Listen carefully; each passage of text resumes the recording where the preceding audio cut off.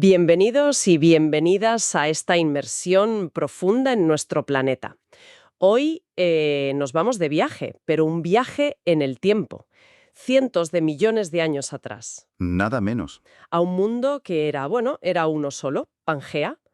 Tenemos aquí un montón de información fascinante sobre este supercontinente. Sí, la verdad es que Pangea da para mucho. Nuestra misión hoy, pues intentar entender cómo se formó, cómo era la vida allí, el clima y, claro, cómo su ruptura acabó dibujando el mapa que tenemos hoy. Un puzzle geológico en toda regla. Totalmente. A ver, si cerramos los ojos un momento, podemos imaginar todos los continentes de hoy, pero encajados, como un rompecabezas gigante, ¿verdad? Esa es la imagen, sí, la imagen de Pangea. Y esta idea que Alfred Wegener defendió con tanta pasión a principios del siglo XX, su Urkontinent, aunque parece que ya alguien antes, Ortelius quizás, lo había intuido. Sí, hay quien apunta a Orcelius, sí. Pero Wegener fue quien le dio cuerpo científico. Pues esa idea supuso una revolución. Pero al principio costó, ¿eh? Hubo mucha resistencia. Le faltaba como la clave, ¿no? Exacto, le faltaba el motor, el mecanismo. Wegener decía que los continentes se movían, sí. Pero la explicación que dio, fuerzas centrífugas, mareas... No convencía mucho a los científicos de la época. No, la verdad. No parecían fuerzas suficientes para mover masas tan enormes. La aceptación de verdad, la de la deriva continental, tuvo que esperar bastante. Décadas, de hecho. Hasta que llegó. La tectónica de placas, Ahí está. La gran teoría unificadora de la geología. que lo cambió todo. Precisamente.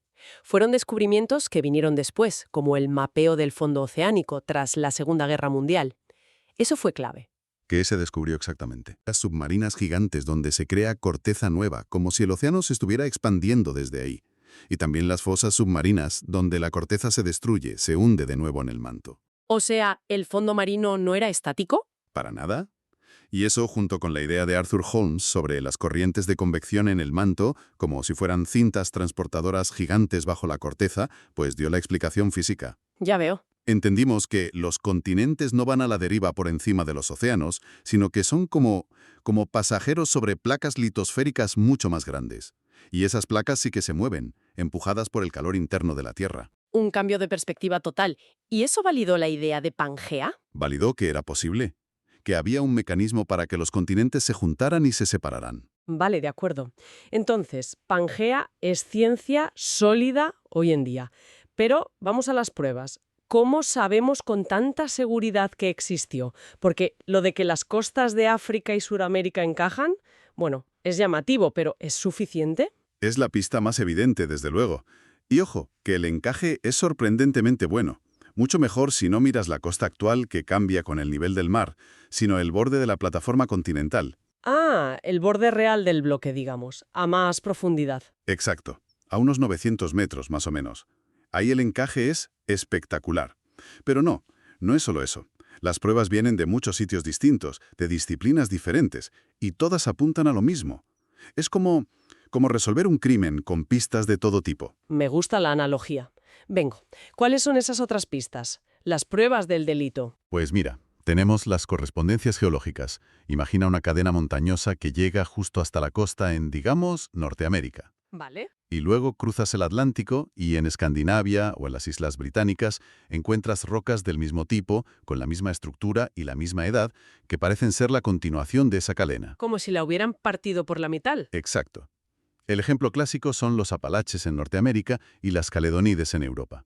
Se cree que fueron una única cordillera gigantesca. Las montañas centrales pangeanas se formaron cuando esos continentes chocaron. Es como encontrar las dos mitades de un jarrón roto, pero una en América y otra en Europa. Clarísimo. Montañas partidas por un océano. Muy gráfico. ¿Qué más? La evidencia fósil. Esto es fascinante. De verdad, se han encontrado fósiles idénticos, pero de animales terrestres o de plantas, en continentes que hoy están separados por miles y miles de kilómetros de océano. Animales que no podían cruzar el mar. Claro. Piensa en el Lystrosaurus. Era un reptil terrestre, algo parecido a un mamífero primitivo. Sus fósiles aparecen en Sudáfrica, en la India y en la Antártida. ¿En la Antártida? Sí, sí. O el Mesosaurus, un reptil pequeñito de agua dulce. Solo se encuentra en unas zonas muy concretas de Brasil y de África Occidental. ¿Cómo llego de un sitio a otro? Imposible que nadara todo el Atlántico. No tenía sentido. La única explicación lógica es que, bueno, que en esa época no había Atlántico entre ellos, que estaban unidos. Y lo mismo pasa con plantas, como el helecho Glossopteris. ¿También con plantas? Sí, su distribución por Sudamérica, África, India, Australia y la Antártida dibuja perfectamente el contorno de lo que llamamos Gondwana, el supercontinente del sur, que era parte de Pangea. Así que la vida antigua nos está contando la misma historia. Las piezas encajan. Y el clima también dejó pistas. El clima antiguo también dejó sus huellas. ¿Y qué huellas? Hablamos de depósitos glaciares, rocas, cantos rodados, arcillas, todo mezclado y transportado por glaciares enormes. Se llaman tilitas. Glaciares en sitios que hoy son cálidos. Exacto. Se han encontrado tilitas y marcas de arañazos que deja el hielo en las rocas, estrías glaciares, todas de la misma época, finales del Carbonífero, principios del Pérmico, en Sudamérica, en África, en la India, en Australia y en la Antártida. Vaya. La única forma de explicar que todos esos sitios tuvieran hielo a la vez es que estuvieran juntos, agrupados cerca del Polo Sur, bajo un casquete polar inmenso. Un casquete polar cubriendo la India o Sudáfrica. Cuesta visualizarlo hoy. Y creo que nos queda una prueba importante, algo con magnetismo. Eso es, el paleomagnetismo. Es como si las rocas tuvieran una brújula fósil dentro. ¿Una brújula fósil? Sí. Cuando una roca volcánica se enfría y solidifica, o cuando los sedimentos se depositan en el fondo del mar, los minerales magnéticos que contienen, como la magnetita, se alinean con el campo magnético de la Tierra en ese momento y en ese lugar. Ah, claro. Y esa orientación se queda grabada en la roca. Así que, analizando rocas de diferentes edades en un continente, podemos saber a qué latitud estaba ese continente en el pasado y cómo estaba orientado. ¿Y eso cómo demuestra Pangea? Porque si calculas la posición del polo norte magnético en el pasado basándote en las rocas de, por ejemplo, Norteamérica, obtienes una trayectoria. Si haces lo mismo con rocas de Europa, obtienes otra trayectoria distinta. Parecería que el polo se ha movido de forma diferente para cada continente. Lo cual no tiene sentido. No. Pero si mueves los continentes hacia atrás en el tiempo, si los juntas como estaban en Pangea, las trayectorias del polo calculadas desde cada continente coinciden. Todas cuentan la misma historia del movimiento polar. Es una prueba matemática muy fuerte de que los continentes se han movido. Es asombroso. La forma de las costas, montañas rotas, fósiles que viajan, cicatrices de hielo, brújulas en las rocas, todo, absolutamente todo, apunta en la misma dirección. La Tierra de verdad escribe su propia historia. Y nosotros aprendemos a leerla, poco a poco. Has dicho antes que Pangea fue el último supercontinente. Eso quiere decir que hubo otros antes, que la Tierra es como un acordeón que se abre y se cierra. Me gusta esa imagen del acordeón. Pues parece que sí. La historia de la Tierra parece marcada por un ciclo de formación y ruptura de supercontinentes. Lo llamamos el ciclo de Wilson, o ciclo de los supercontinentes. ¿Y conocemos los anteriores? Bueno, reconstruir el pasado tan lejano es muy complicado, ¿eh? Las pruebas se van borrando. Pero sí, hay evidencias bastante sólidas de supercontinentes anteriores. Se habla de Columbia, también llamado Nuna, hace unos 2.000 millones de años. ¿2.000 millones? Sí, sí. Luego vino Rodinia, hace unos 1.000 millones de años más o menos. Y después uno llamado Panotia, quizás más pequeño o que duró menos tiempo, hace unos 600 millones de años. Vaya nombres. Sí, y la ruptura de Panotia es la que nos dejó, digamos, las piezas principales del siguiente puzzle. Laurentia, que sería Norteamérica, Báltica, el norte de Europa, y ese bloque enorme del sur, Gondwana, que incluía Sudamérica, África, la Antártida, Australia, la India, Arabia. Casi todo el hemisferio sur actual. Entendido. Vale, entonces, con esas grandes piezas sobre el tablero, Laurentia, Báltica, Gondwana, ¿cómo fue el montaje de Pangea? ¿Fue un gran choque de golpe o más bien una serie de colisiones menores? Fue más bien lo segundo. Un proceso muy largo, muy gradual. Una danza tectónica complejísima que duró cientos de millones de años, durante toda la era paleozoica. Podemos intentar resumirla en fases, aunque en realidad fue algo continuo. A ver, ¿cómo empezó? Pues primero, digamos que se formó el núcleo del norte. Laurentia, Norteamérica, Báltica, norte de Europa, y un trozo más pequeño llamado Avalonia, que hoy son partes de Terranova, las Islas Británicas. Chocaron. ¿Cuándo fue eso? Hace unos 480 a 430 millones de años más o menos, en el Ordovícico y Silúrico. Al chocar, cerraron un océano antiguo, el océano Iápetus, y levantaron cordilleras como las Caledónides en Escandinavia y Gran Bretaña. Así se formó Euramérica, también llamada la Eurasia Antigua. Vale, el bloque norteño ya unido. ¿Y el sur? Gondwana. Gondwana, el gigante del sur, empezó a moverse hacia el norte. Y durante millones y millones de años, entre hace unos 400 y 300 millones de años, devónico, carbonífero, distintas partes de Gondwana, el noroeste de África, luego Sudamérica, fueron chocando contra el borde sur de Euramérica. Colisiones enormes. De manera brutal. Así se formó la parte sur de los Apalaches en Norteamérica y las montañas variscas o hercínicas en Europa. Ahí nacieron las montañas centrales pangeanas de las que hablábamos. Exacto. La gran cicatriz de la unión entre el norte y el sur. Y mientras pasaba esto por el sur, por el noreste ocurría otra cosa. ¿Más colisiones? Sí.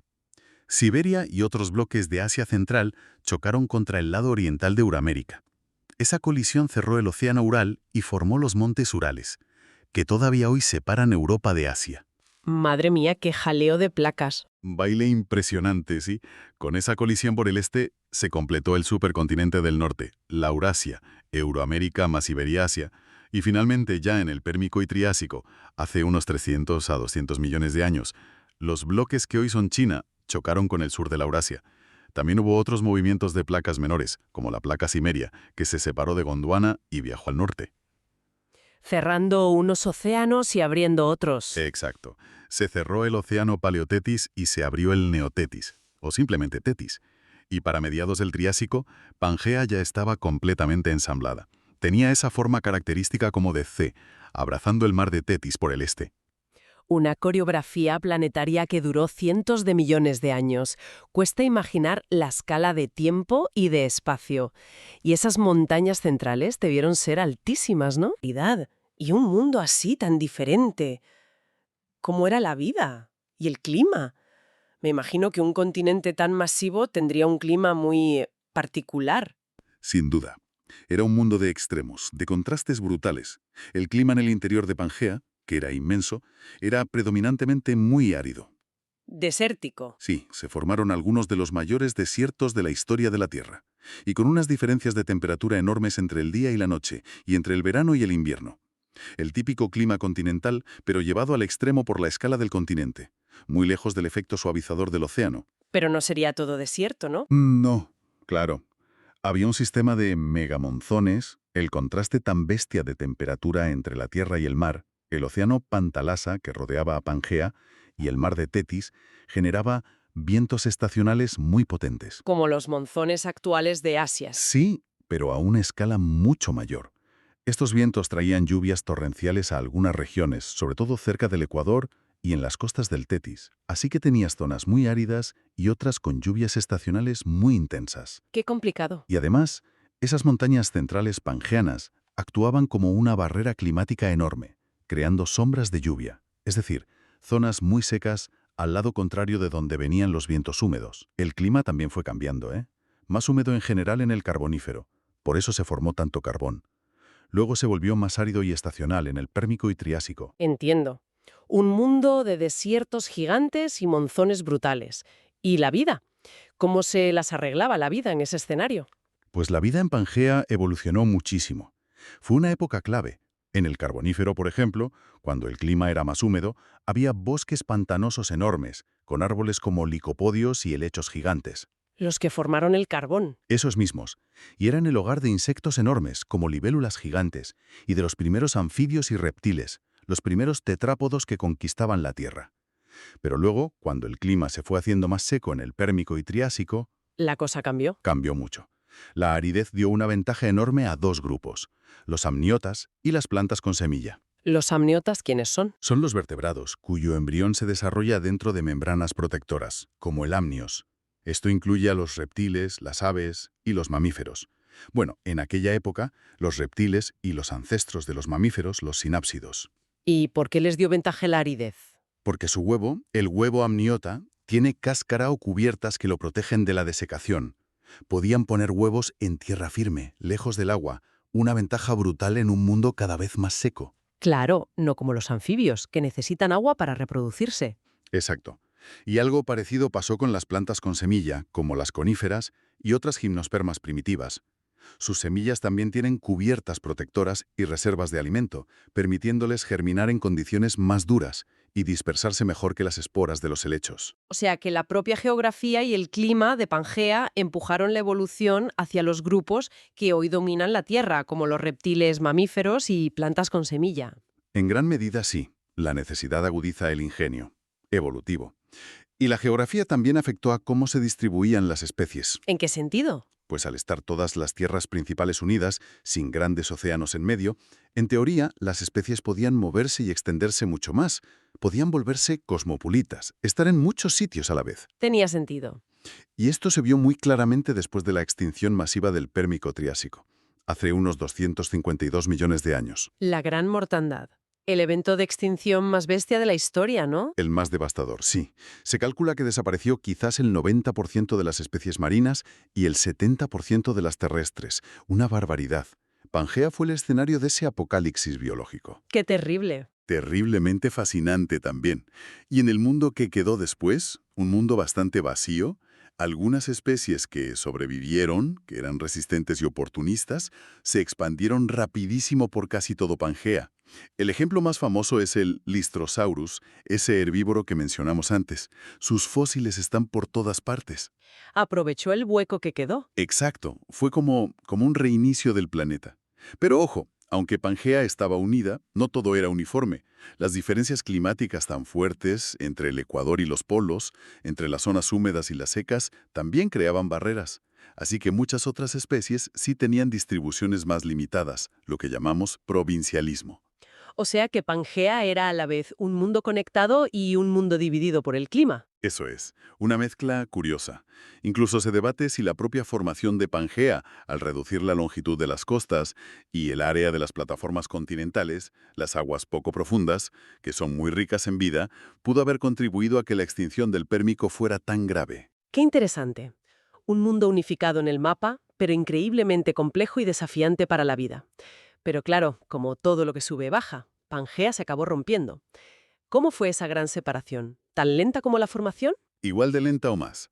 La ruptura de Pangea también fue un proceso larguísimo, que duró más de 150 millones de años.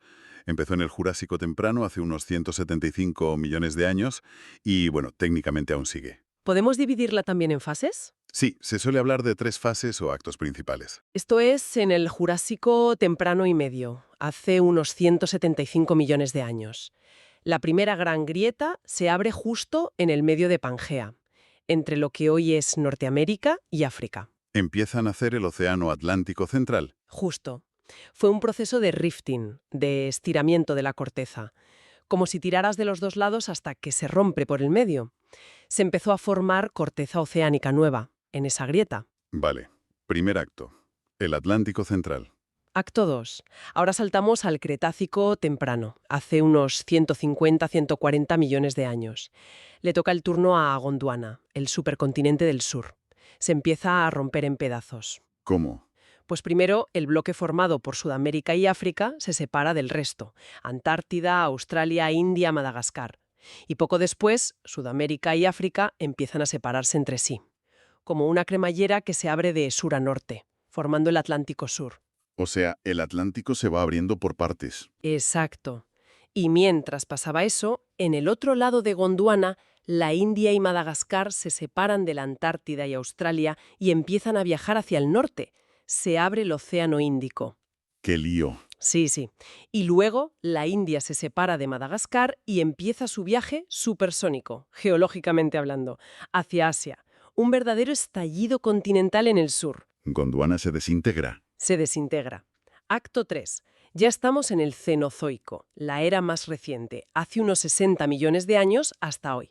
Ahora le toca el turno a la Eurasia, el bloque norteño. ¿También se rompe? Sí, Norteamérica, Laurentia, se separa de Eurasia. Se abre el Atlántico Norte hasta el Océano Ártico. Australia, que se había quedado unida a la Antártida, por fin se separa y también viaja hacia el norte, bastante rápido. ¿Y la India? La India sigue su viaje y finalmente choca con Asia. Una colisión brutal que empezó hace unos 50 a 35 millones de años y que levantó el Himalaya. Y sigue chocando hoy. ¿Por eso hay terremotos allí? Exactamente. La colisión sigue activa. Y mientras todo esto pasa, la Antártida se queda sola, aislada en el Polo Sur. Esto, junto con cambios en las corrientes oceánicas y en el CO2 atmosférico, permite que se cubra de hielo, formando los casquetes polares que conocemos. Y los océanos Atlántico e Índico siguen creciendo. Siguen expandiéndose, sí, y al hacerlo, van cerrando el antiguo mar de Tetis, del que hoy solo quedan restos como el Mediterráneo. Y este proceso de ruptura y movimiento no ha parado. Lo vemos hoy en sitios como el Rift de África Oriental, ¿no? Que parece que está intentando partir África en dos. Ese es un ejemplo perfecto. Es una zona de rifting activo, como la que inició la ruptura de Pangea, o el Mar Rojo, que es un océano en formación. Las placas siguen moviéndose, lenta pero inexorablemente. El mapa del mundo sigue cambiando bajo nuestros pies, aunque no nos demos cuenta en nuestra escala de tiempo humana. Es increíble. Entonces, si hacemos un resumen de esta saga geológica tan espectacular, hemos visto cómo Pangea se formó por choques de continentes brutales, Sí, una construcción de millones de años. cómo fue un mundo de climas extremos, desiertos y monzones, y cómo la vida tuvo que adaptarse y evolucionó de formas clave. Un escenario de grandes cambios biológicos, ¿sí? Y cómo su ruptura, también lentísima, nos dejó el legado de los continentes y océanos que vemos hoy. La historia de Pangea es la demostración más clara de la tectónica de placas y de que nuestro planeta es algo vivo, dinámico, que no para de cambiar. Desde luego. Nos recuerda que el mapa que estudiamos en el colegio es solo una instantánea, una foto fija en una película geológica de miles de millones de años. El suelo que pisamos no es estático, ni mucho menos. Exacto. Y eso nos lleva a pensar, si esto es un ciclo, como decías, el ciclo de los supercontinentes, ¿significa que en el futuro se volverán a juntar? Esa es la gran pregunta. Y la respuesta probable es que sí. Si el ciclo continúa, los continentes actuales seguirán moviéndose y, eventualmente, volverán a colisionar para formar el próximo supercontinente. ¿Y se sabe cómo podría ser? Hay varias hipótesis, varios modelos que intentan predecir cómo será esa futura Pangea. Los geólogos les han puesto nombres y todo. Se habla de Amasia, por ejemplo. Amasia. Sí, la idea es que América y Asia colisionen cerrando el océano Ártico. Otra posibilidad es Novo Pangea. En este caso, el Atlántico seguiría abriéndose, el Pacífico se cerraría y América chocaría con Asia por el otro lado, por el Pacífico. Vaya. Y hay otra opción llamada Pangea Próxima o Pangea Última. Esta supone que el Atlántico, que ahora se está abriendo, en algún momento empezará a cerrarse de nuevo y los continentes volverían a unirse más o menos como estaban en la Pangea original. Un nuevo Pangea en el futuro lejano. ¿Dentro de cuánto tiempo? Hablamos de escalas de tiempo enormes, ¿eh? Cientos de millones de años, quizá 200, 250 millones de años en el futuro. Es vertiginoso pensarlo. Lo es, pero pensar en Pangea, en su formación y ruptura, no solo es mirar al pasado más remoto de la Tierra.